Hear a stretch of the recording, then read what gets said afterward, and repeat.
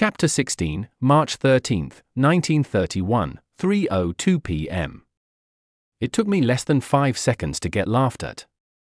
As soon as I left the bathroom, I realized I was in some sort of high school due to everyone being around the same age as me.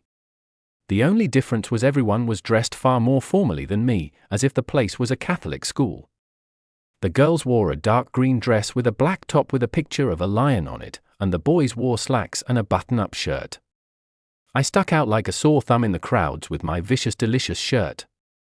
I felt so damn embarrassed, I nearly considered traveling back to 2015.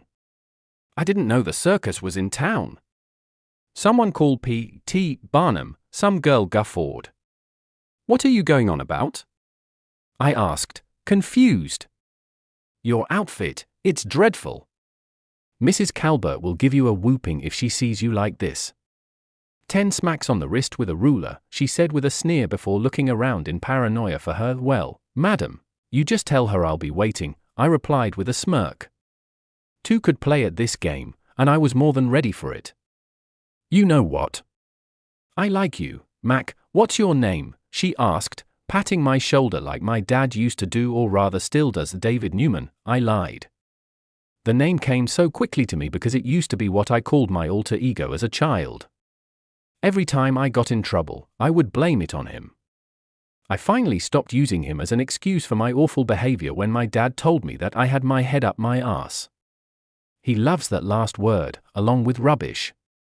If you were to show him a trash song, he wouldn't call it shit but say it was rubbish.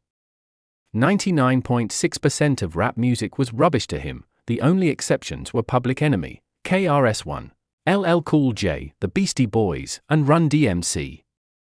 One of his favorite songs is actually Walk This Way by Run DMC. "My name is Delilah Andrews, it's swell to meet you," she replied, suddenly friendly. I nearly choked upon hearing that sentence. This was my great-grandmother? She seemed very unkind. Aren't grandmothers supposed to be nice? The Delilah that's into photography? I asked curiously. I couldn't believe that it only took me a few seconds to find her. "How do you know about that?" she asked with a raised eyebrow. "I saw your camera in your locker once," I lied. "No way will that work." You saw my number 1A autographic Kodak Jr. A great camera and a nice little family relic. I had to hide it to not get it confiscated," she said, laughing a bit. "What in the world were you photographing?" I asked, confused. My friends, nothing is better than having a permanent relic of the past. My mother would whoop me if she saw me taking it to school, but she could try to stop me.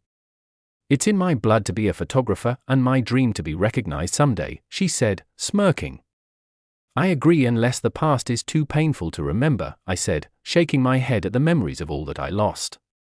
For some reason, whenever I was feeling half decent, the horrible memories would flood my head all over again as if waiting to attack me at the perfect moment. I'm glad you understand how that feels. Now I suppose you've wanted to ask me why I reacted the way I did initially towards you, she asked with a tiny smile. Indeed, I have. Why did you act that way? You're not very kind, you know, I replied, shaking my head because this school is full of no good lying, cheating, snobby little crazies. I associated you as just another one, and when you've had so many unpleasant experiences with people, you start to think that everyone is bad despite being false. I apologize sincerely. You are forgiven, I said, patting her shoulder precisely the way she did to me. You know, it's quite strange, I feel like I'm supposed to know you, but I don't. Do you ever get that feeling?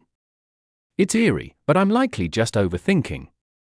Why, after seeing so many faces, you realize that everyone actually looks quite similar. Yes, I do, I said, nearly whispering in return.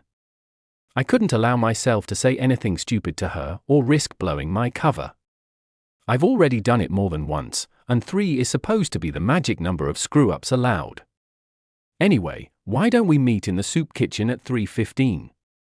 You seem quite interesting to get to know. Just be careful of getting mugged, my friend, she said, winking before taking off to the exit on her side. Well, she's quite different from what I imagined.